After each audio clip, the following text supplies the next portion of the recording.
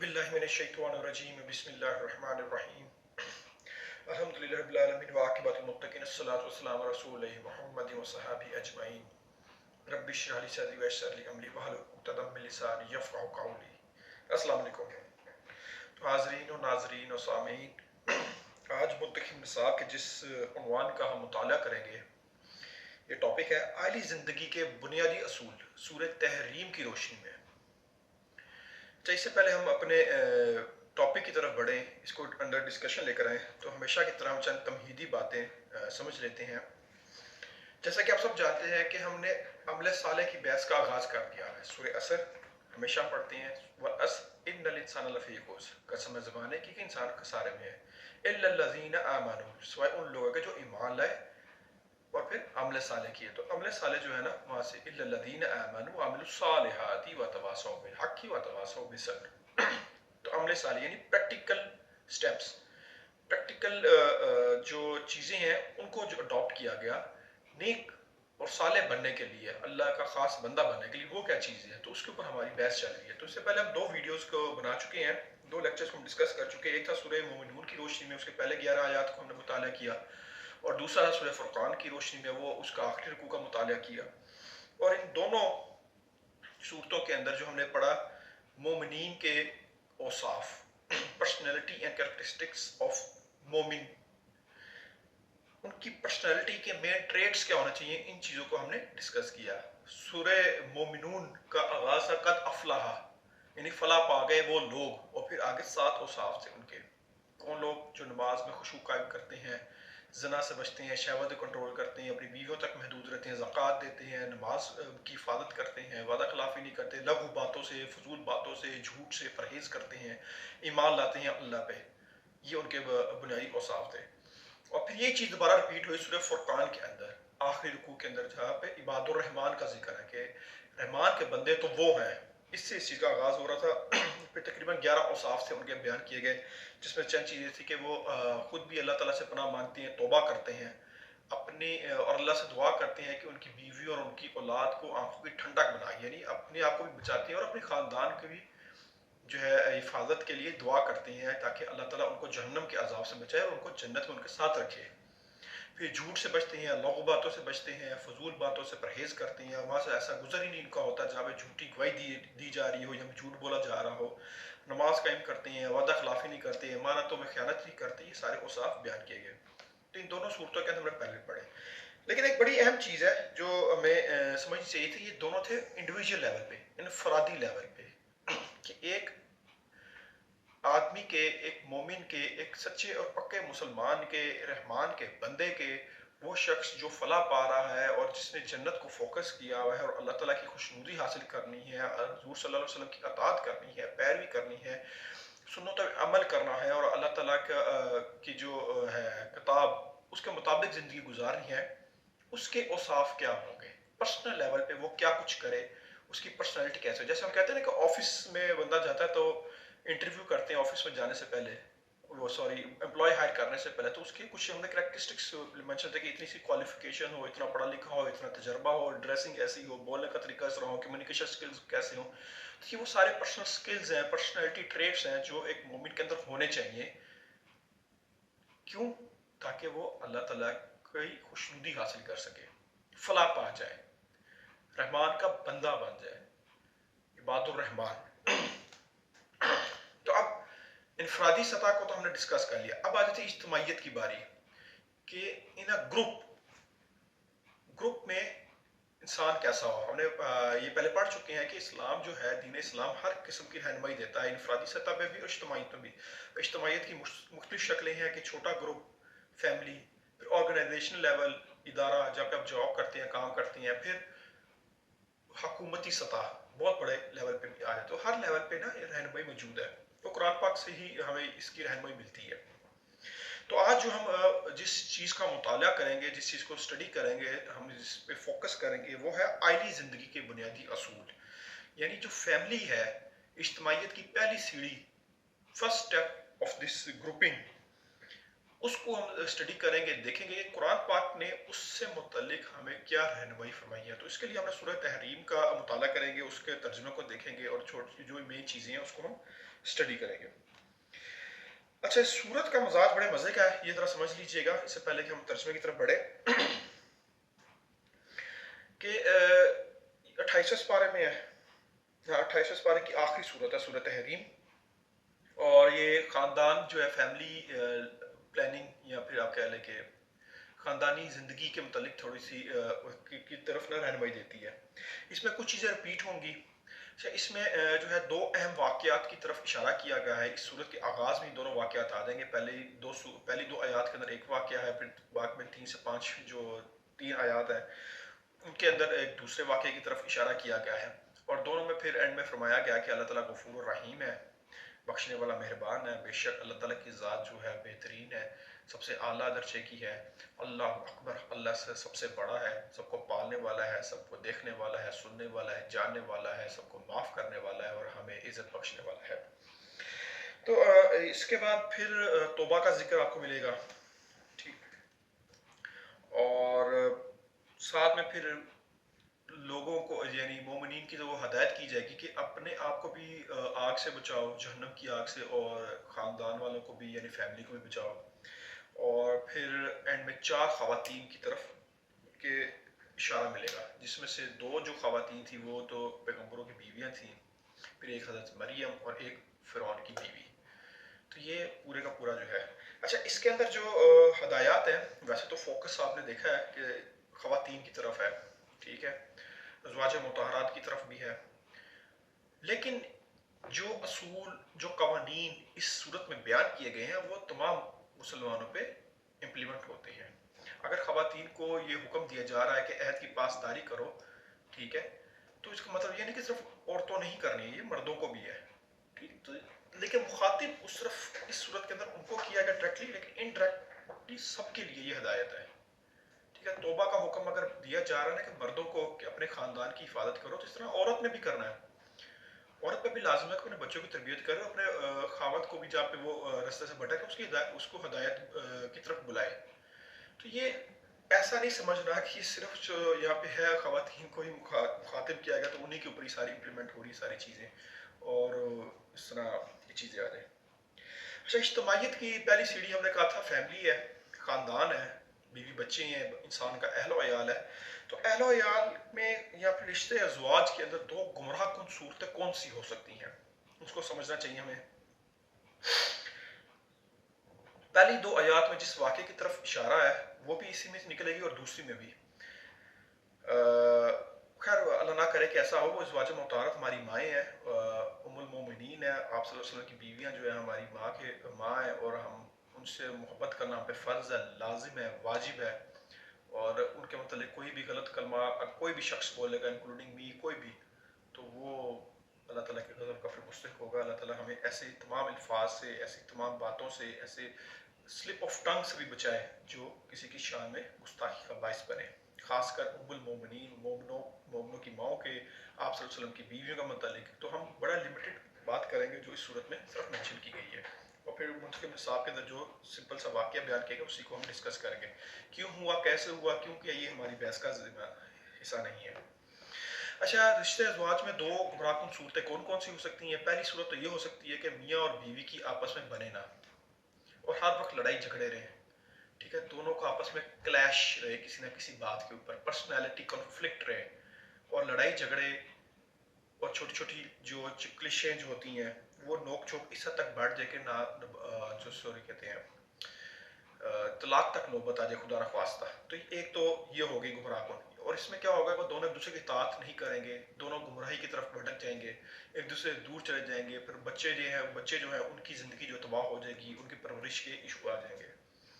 اب دوسری گمراہ کن صورت کون سی ہو سکتی ہے، کیفیت کون سی ہو سکتی ہے کہ محبت اس حد تک بڑھ جائے میاں بیوی میں کہ دونوں ایسی چیزوں میں انوالو ہو جائیں جو شریعت نے منع کی ہے، ایک دوسرے کو راضی کرنے پہ لگ جائیں، نہ کہ اللہ کو.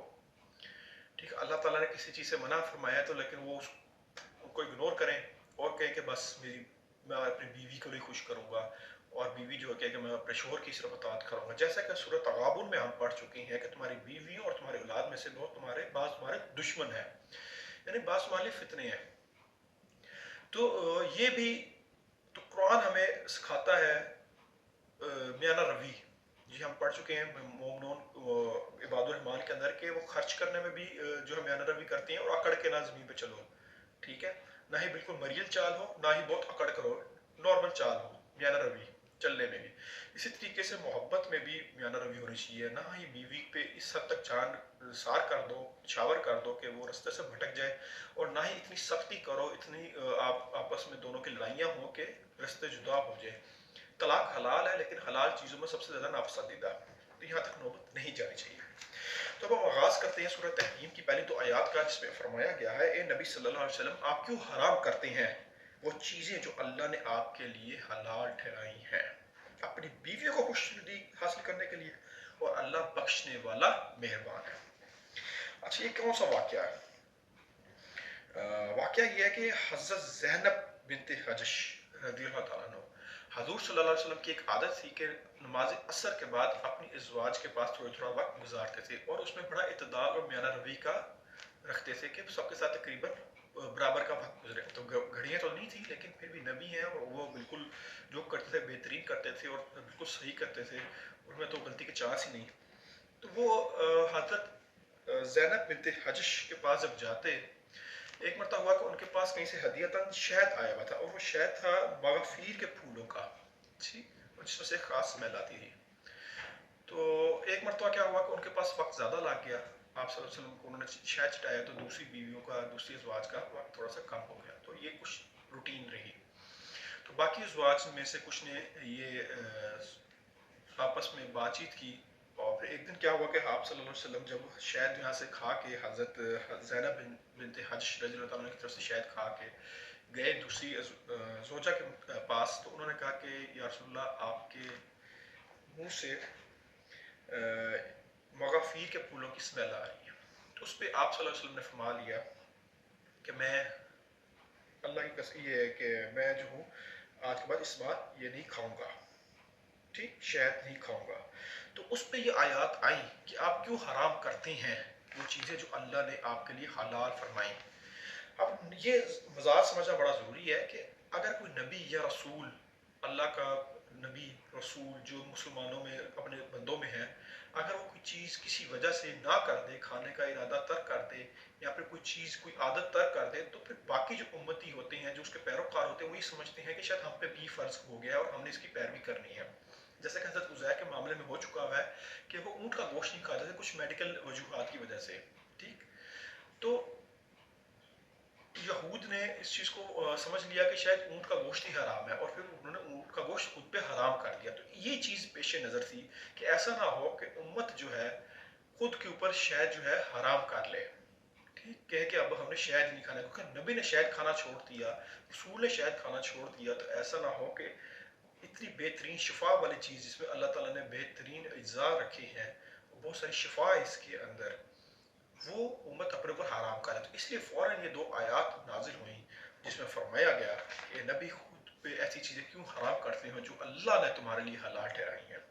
اچھا اس میں ایک اور بڑا زبردست پہلو ہے اللہ تعالیٰ کی عظمت کا، کہ حلال اور حرام ٹھہرانے کا حق صرف اللہ کو ہے۔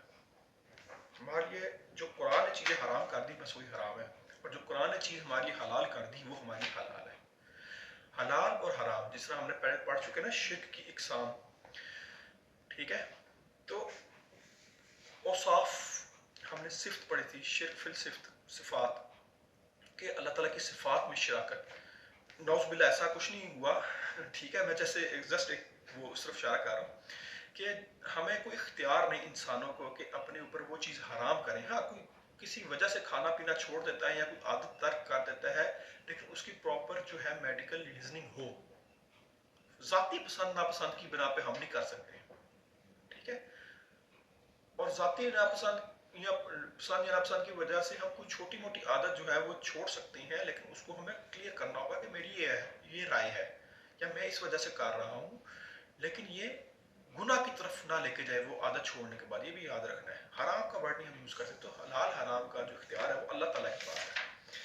اور ساتھ ہی فرما دیا گیا کہ اللہ بخشنے والا مہربان ہے. اللہ تعالیٰ کا کتنا خوبصورت انداز ہے کہ پہلے نبی کریم صلی اللہ علیہ وسلم کو ایک تھوڑا سا توجہ دلائی اور پھر ساتھ ہی فرما دیا کہ اللہ بخشنے والا مہربان ہے. پریشانی والی کوئی بات نہیں ہے. آپ نے بیوی کو خوش کرنے کی کوشش کی لیکن اللہ بخشنے والا مہربان ہے, اللہ کی طرف رجوع کر لو. اور ساتھ ہی فرما دیا گیا اللہ نے تمہاری قسموں کو کھولنے کا طریقہ معین کیا ہے. سورہ مائدہ کے اندر یہ آ چکا ہوا ہے کہ 10 مسکین کو کھانا کھلاؤ, یعنی آپ صلی اللہ علیہ وسلم نے قسم کھا لی کہ آج کے بعد میں شہد نہیں کھاؤں گا. تو اس قسم کو اب چونکہ توڑنا تھا, اللہ کا حکم آ گیا, تو اس کے اوپر فرمایا گیا کہ اللہ نے تمہاری قسموں کو کھولنے کا طریقہ معین کر دیا ہے اور اللہ ہی تمہارا پشت پناہ اور مددگار ہے, وہ سب کچھ جاننے والا اور کمال حکمت والا ہے. بے شک سورہ معاہدہ میں فرمایا جا چکا ہوا ہے کہ جسے قسم توڑی ہو, قسم کفارہ جو ہے 10 مساکین کو کھانا کھلائے, اور کھانا وہ کھلائے جو اپنے اہل و عیال کو کھلاتا ہے. یعنی مسکینوں کو کھانا کھلانے کے لیے دال, اور اپنے گھر والوں کے لیے جو ہے چکن بروسٹ یا مٹن بیف, ایسا نہیں جو آپ اپنے اہل و عیال کے لیے پسند کرتے ہیں وہی مساکین کے لیے پسند کرو. تو آپ صلی اللہ علیہ وسلم کی ایک حدیث یاد آ گئی کہ تم میں سے بہترین وہ ہے جو اپنے گھر والوں کے لیے بہترین ہے, اور میں اپنے گھر والوں کے لیے سب سے بہترین ہوں, یعنی میرا اخلاق جو ہے سب سے بہترین ہے. تو آپ گھر والوں کے ساتھ اخلاقیات کا جو ہمارا سلسلہ ہونا چاہیے بڑا افضل طریقے کا ہونا چاہیے. اچھا, اس کے بعد والی 3 آیت نمبر 3 سے لے کے 5 تک, اور فرمایا یہ بھی دوسرا واقعہ. پہلا واقعہ تو گزر گیا کہ وہ حلال حرام والا کہ شہد کے اوپر. دوسرا آ گیا جب نبی صلی اللہ علیہ وسلم نے ایک بات اپنی بیوی سے راز میں کہی تھی, پھر جب اس بیوی نے وہ راز کسی پہ ظاہر کر دیا اور اللہ نے نبی صلی اللہ علیہ وسلم کو اس کی اطلاع دے دی, تو نبی نے اس پر کسی حد تک خبردار کیا, کسی حد تک اس سے درگزر کیا. خبردار کیا کہ ہم کو بتایا کہ کہاں پہ غلطی ہوئی اور کیا اور ساتھ معاف بھی کیا. پھر جب نبی نے اسے یہ بات بتائی تو اس نے پوچھا آپ کو اس کی خبر کس نے دی؟ نبی نے کہا مجھے اس نے خبر دی جو سب کچھ سنتا جانتا ہے, سب ہر چیز سے باخبر ہے. اگر تم دونوں اللہ کی طرف رجوع کرو تو تمہارے دل تو مائل ہی ہیں, اور اگر تم نبی صلی اللہ علیہ وسلم کے خلاف ایکا کرو گی تو اللہ اس کا حامی ہے. اب یہ سمجھنے والی بات ہے. واقعہ یہ ہے کہ ایک مرتبہ آپ صلی اللہ علیہ وسلم نے اپنی کسی زوجہ سے کوئی بات کی, خفیہ بات تھی, راز کی بات تھی, تو انہوں نے آگے کسی اور جو تھی آپ صلی اللہ علیہ وسلم کی دوسری زوجہ سے وہ بات شیئر کر دی. تو فوراً وہی آ گئی, اللہ تعالیٰ کے سے اشارہ آ گیا کہ نبی کریم صلی اللہ علیہ وسلم کو کہ انہوں نے آگے جو راز ہے. اب یہ بندہ مومن کے اوصاف ہم پڑھ چکے ہیں, ٹھیک ہے, کہ وہ مانت میں خیانت نہیں کرتے اور وعدہ خلافی نہیں کرتے. تو جب ہم ایک کسی سے راز شیئر کرتے ہیں تو بیسیکلی اس کے پاس امانت ہوتی ہے, ہمارے راز اس کے پاس امانت ہے. ایک حدیث ہے کہ مجلس امانت ہے. مجلس سے مینس کہ جو میٹنگز آپ کی ہوتی ہیں, آپ کسی مجلس میں بیٹھ کے کچھ چیز ڈسکس کرتے تو امانت ہے. وہاں پہ جو کچھ آپ نے کیا, کہا, ڈسکس کیا, اس کی امانت ہے. اس کو باہر جا کے لیک نہ کرو, جیسے کہ پاکستان کے پالیٹکس میں ہر وقت ہوتا رہتا ہے, اندر کی باتیں باہر لیک ہوتی ہیں, خفیہ ذرائع سے پتہ چلا. تو یہ انتہائی بےہودہ حرکت ہے. تو فرمایا گیا کہ جب تمہاری بیوی نے تمہاری راز کی بات, جب تم نے اپنی بیوی کے راز کی بات کی تو اس نے راز افشاں کر دیا, کسی اور سے راز شیئر کر دیا, کسی اور زوجہ سے, تو اللہ تعالیٰ نے ان کو مطلع کر دیا. اور پھر جب انہوں نے جا کے آپ صلی اللہ علیہ وسلم نے ان کو کنفرنٹ کیا, ان کو بتایا کہ آپ نے یہ راز شیئر کیا, تو وہ فوراً چونکی اور پوچھا کہ آپ کو کس نے بتایا؟ تو انہوں نے فرمایا وہی رب جو سب کچھ جانتا ہے. تو آپ کو کس نے بتایا, مطلب انہوں نے مزید تحقیق کرنے کی کوشش کی کہ شاید جن سے میں نے راز شیئر کیا تھا تو انہوں نے تو آپ صلی اللہ علیہ وسلم کو نہیں بتا دیا, لیکن نہیں, ان کی بھی عزت رہ گئی کہ ان کا بھی راز محدود رہا. انہوں نے آگے جو ہے وہ وعدے کی پاسداری کی کہ رازوں سے شروع آگے نہیں بتانا, لیکن اشارہ آگے اللہ کی طرف. اور پھر ساتھ ہی دیکھیں کتنی سخت بات کرتی کہ اگر تم نبی کے خلاف ایکا کرو گے, یعنی اگر تم سب اکٹھی ہو جاؤ کہ نبی کے خلاف ان کی باتیں شیئر کرنے لگ جاؤ گی یا ان کے خلاف کوئی چیز مہم چلانے کی کوشش کرو گے, تو جان لو کہ اللہ تو اس کا حامی اللہ ہے, جبرائیل اور تمام نیکوکار مسلمان. یہ سخت بات ہے. اللہ تو ہے ہی جو اوپر بیٹھا ہے اور ہر جگہ موجود ہے, ساتھ حضرت جبرائیل علیہ السلام بھی نبی کے ساتھ ہیں, اور ہر نیک کار مسلمان, ہر مومن نبی کے ساتھ ہے.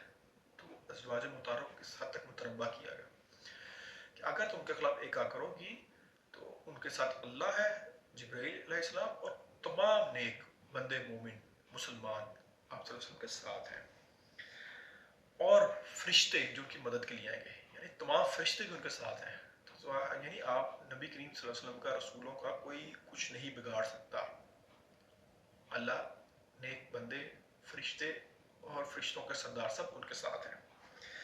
बहुत मुमकिन है कि वो तुम्हें तलाक दे दे, तो उसका परवरदिगार तुम्हारे बदले तुमसे बेहतर बीवियां इसको अता करेगा। अतात शुआर, मोमना, फरमाबरदार, तौबा करने वाली, इबादत गुजार, रियाजत करने वाली, शोहर आशना और कुंवारियां। अच्छा,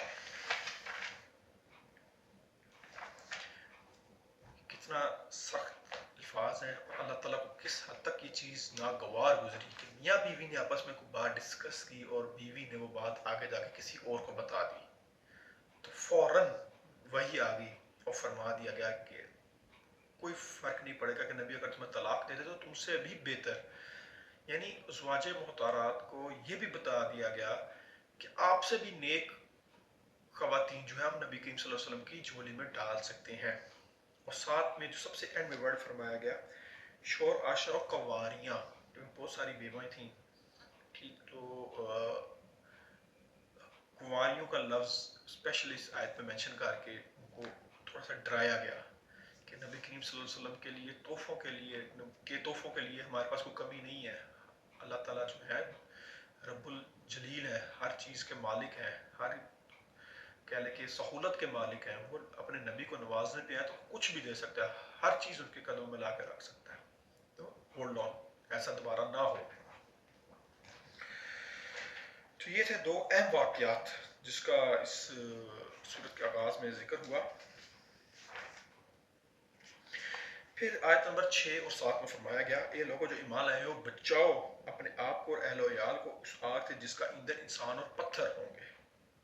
पत्थर वो बुत या फिर वो लोग जो सुनते समझते नहीं हैं, गूंगे बहरे हैं, बस आंखें बंद करके चल पड़े, उनको भी पत्थर आप कह सकते हो। और वो लोग जिन्होंने इनकार किया, ठीक है, जिस पर निहायत तंदखो और सख्त की फरिश्ते मुकर्रर होंगे जो कभी अल्लाह के हुक्म की नाफरमानी नहीं करते, जो हुक्म भी इन्हें दिया जाता है इसे बजा लाते हैं। ये काफिरो आज माजरत पेश ना करो, तुम्हें तो वैसा ही बता दिया जा रहा है जो अमल तुम किया करते थे। इन दो आयत में फरमाया गया कि बचाओ, यानी जहाँ पे इन बंदा मोमिन जो है अपने लिए दुआ करता है, अल्लाह ताला से इस्तगफार करता है, तौबा करता है, तो वहाँ पे उस पर लाजिम है कि अपनी बीवी बच्चों की भी जो है आखरत की जिम्मेदारी ले। तुम में से हर कोई निगहबान है और अपनी राया के मुतालिक जवाबदेह है। बीवी की राया जो है उसके बच्चे हैं और शोहर की राया जो है उसकी बीवी और बच्चे दोनों। तो हमसे उनके मुतालिक, उनकी तरबियत के मुतालिक जवाब दिया जाएगा। सोचो आपकी औलाद से क्या आखिरत के दिन सवाल किया जा रहा है कि क्या तुम्हारे वालिद तुम्हारी तरबियत की थी, नमाज सिखाई थी, कुरान पढ़ना सिखाया था, कि नहीं, तो उसका दोहरा अजाब दिया जाएगा। और बच्चे को तो मिलेगा, साथ में आपको भी मिलेगा। तो अभी से वक्त है कि उनको भी अजाब से बचाओ और खुद भी अजाब से बचने की तैयारी में मगन हो जाओ। और साथ फरमाया गया कि उन पर ऐसे फरिश्ते होंगे अजाब देने के लिए मुकर्रर जो सिर्फ और सिर्फ अल्लाह का हुक्म मानते हैं। यानी अगर कोई शख्स फरिश्तों की मिन्नतें तरले भी कर लेगा ना, आज अजाब ना करो, आज हथौला रखो ना, हमारी इतनी ऊपर सख्ती करो, तो वो नहीं सुनेंगे, वो बिल्कुल नहीं सुनेंगे। जो अल्लाह ने हुक्म दे दिया बस वो उसी हुक्म पर चल पड़ेंगे। ठीक है, तो जैसे सूरह फुरकान में फरमाया गया था, जो दुआएं मांगा करती हैं, ए रब, ए हमारे रब, हमें अपनी बीवियों और अपनी औलाद से आंखों की ठंडक दे और हमको परहेजगारों का इमाम बना दे। इसी तरीके से सूरह मारिज में फरमाया गया है, आयत नंबर 20 से लेकर 14 का मुताला हम करते हैं कि और कोई जिगरी दोस्त अपने जिगरी दोस्त को ना पूछेगा, हालांकि वो एक दूसरे को दिखाए जाएंगे। यानी कि जब क़यामत आएगी तो जिगरी दोस्त जो है, करीबी दोस्त जो है, अहलो याल वाले या फिर ख़ानदान के जो लोग हैं, वो अपने सामने से होंगे, लेकिन वो एक दूसरे को पूछेंगे। इतना खौफ तारी होगा उनके ऊपर कि या अल्लाह आज हमें बस बचा ले किसी किस्म से अजाब से और हिसाब से। मुझे चाहेगा कि उस दिन के अजाब से बचने के लिए अपनी औलाद को, अपनी बीवी को, अपने भाई को, अपने करीब तरीन ख़ानदान को जो उसे पनाह देने वाला था, वो ज़मीन के सब लोगों को फिदिया में दे दे और तदबीर से निजात दिला दे।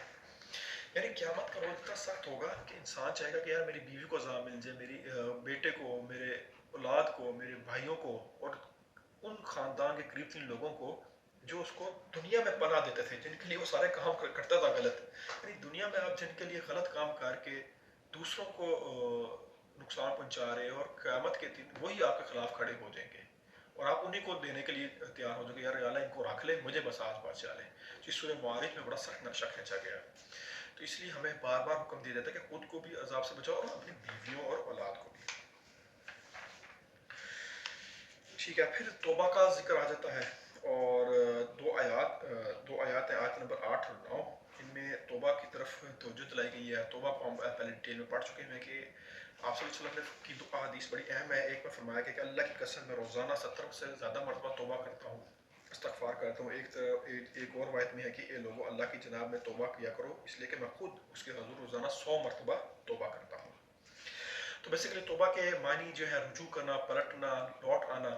تو چند قسمیں ہیں. ایک تو ہے کہ انسان جو ہے جب کافر سے مسلمان ہوتا ہے تو وہ توبہ کرتا ہے اور اس وقت اس کے سارے گناہ معاف کر دی جاتی ہیں, لیکن اس کے بعد جو ہے توبہ کو ایک مستقل مزاجی کے ساتھ کرتے رہنا چاہیے, دہراتے رہنا چاہیے.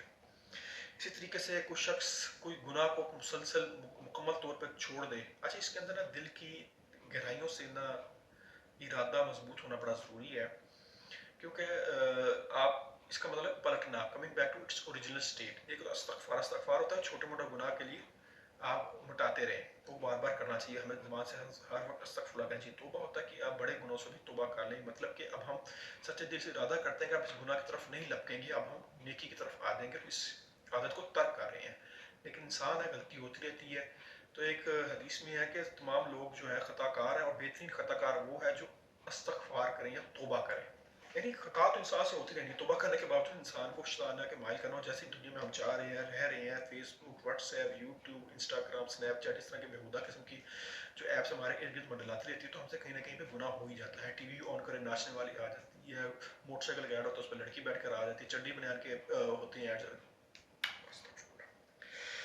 اللہ بچائے ایسی بےہودہ چیزوں سے نظر پڑنے سے.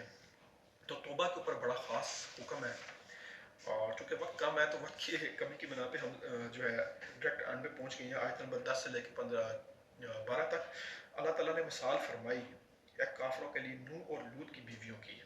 دونوں ہمارے دو نہایت نیک بندوں کے عقد میں تھیں, تو انہوں نے ان سے خیانت کی, روش اختیار کی, تو وہ دونوں ان کو اللہ کے عذاب سے بچا نہ سکے. یعنی دونوں بیویوں نے خیانت کی. یہ نہیں لکھا ہوا کہ انہوں نے غیر اللہ کی پرستش کی یا کفر کیا یا شرک کیا, یہ نہیں لکھا ہوا. خیانت کی, شوہر کے ساتھ خیانت کی, بڑا اہم چیز ہے, سمجھنے کی بات ہے کہ بیویوں نے اس صورت کا آغاز بھی یہ ہوا تھا, ٹھیک ہے, کہ 30 آیت کے اندر میں پڑھا کہ انہوں نے خیانت کی, راز آگے شیئر کر دیا. تو ادھر بھی ورڈ آ رہا خیانت کی, شوہر کے ساتھ خیانت کی, اور نتیجہ کیا نکلا کہ دونوں نبی تھے, نیک تھے, رسول تھے, لیکن وہ اپنی بیویوں کو نہیں بچا سکے اللہ کے عذاب سے, اور دونوں عذاب میں مستحق ہو گئی. اسی لیے پہلے جو سخت الفاظ آئے ازواج مطہرات کے لیے کہ اللہ تعالیٰ حضرت جبرائیل, تمام فرشتے, تمام نیک بندے نبی کے ساتھ ہیں, تمہارے ساتھ نہیں, اور تم سے زیادہ نیک و نیک جو ہے خواتین نبی کریم صلی اللہ علیہ وسلم کو دی جا سکتی ہیں, پرہیزگار, تقوی والی. تو یہاں پہ بھی آ رہا ہے کہ جن عورتوں نے خیانت کی, اور پھر آگے فرمایا گیا اور اللہ تعالیٰ نے مثال بیان فرمائی ہے اہل ایمان کے لیے فرعون کی بیوی کی. اب فرعون کی بیوی یعنی دو وہ بیویاں جو نبیوں کے گھر میں تھیں, اور کیا ہو گیا, عذاب ان پہ آ گیا. اور اب اس بیوی کی طرف ذکر ہو رہا ہے جو فرعون کے گھر میں تھی, یعنی ایک ظالم حکمران کے گھر تھی, لیکن اللہ تعالیٰ نے اس کو نیک لوگوں میں شامل کر دیا. جبکہ اس نے کہا, اے میرے رب, میرے لیے اپنے پاس ایک گھر جنت میں بنا, اور مجھے فرعون اور اس کے عمل سے نجات دے, اور مجھے نجات بخش ظالموں کی قوم سے. تو اللہ جہاں چاہتا ہے رحمت اور ہدایت نازل کر دیتا ہے. یعنی دو خواتین وہ جو نبیوں کے گھر میں تھیں, وہ عذاب میں چلی گئیں, عذاب کی مستحق ہوگی, اور ایک وہ عورت جو پیدا ہی فرعون کی طرف ہوئی, جو خود غرق ہوا, اور وہ کس طرف آ گئی, نیک لوگوں میں شامل ہو گئی, اور اللہ تعالیٰ کی نیک جو ہے بندی بن گئی. اور عمران کی بیٹی مریم, حضرت مریم علیہ السلام کا تو رتبہ بہت بلند ہے, اعلیٰ ہے, کی مثال بیان فرمائی, جس نے اپنی عصمت کی پوری حفاظت کی, تو ہم نے اس میں اپنی روح میں سے پھونکا, اور اس نے تصدیق کی اپنے رب کی تمام باتوں کی اور اس کی کتابوں کی, اور وہ ہمارے بہت ہی فرمانبردار بندوں میں سے تھیں. اچھا, 3 عورتوں کا ایسا ذکر ہوا جو دو نے خیانت کی اپنے خامد کے ساتھ, تیسری وہ جو ایک ظالم گھر میں پیدا ہوئی, ظالم کی بیوی تھی اور نیکوں میں سے بھی چوتھی عورت وہ جس کی شادی نہیں ہوئی تھی. تو کتنا خوبصورت حسن ہے اس ترتیب کے اندر، ان 2 آیات کے اندر، 3 آیات کے اندر.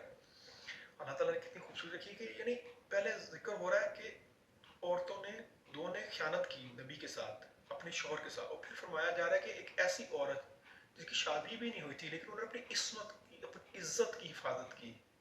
یعنی وہ تنہا تھیں، ان پاس خیانت کا جو تھا وہ ہے ہی نہیں تھا، چانس ہی نہیں تھا کہ اپنے شوہر کو کوئی بات لیک کر کے بتاتی یا راز شیئر کرتی.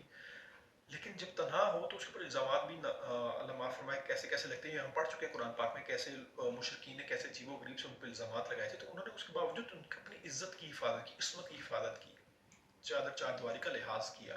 پھر ان میں اللہ تعالیٰ نے روح پھونکی. حضرت عیسیٰ علیہ السلام کی پیدائش ہوئی اور وہ انتہائی نیک میں خاتون تھی. یہ تھا کوئکلی ریویو آف سورہ تحریم. انشاءاللہ نیکسٹ ویڈیو کے ساتھ، نیکسٹ سبق کے ساتھ دوبارہ حاضر ہوں گے. تب تک کے لیے اللہ حافظ.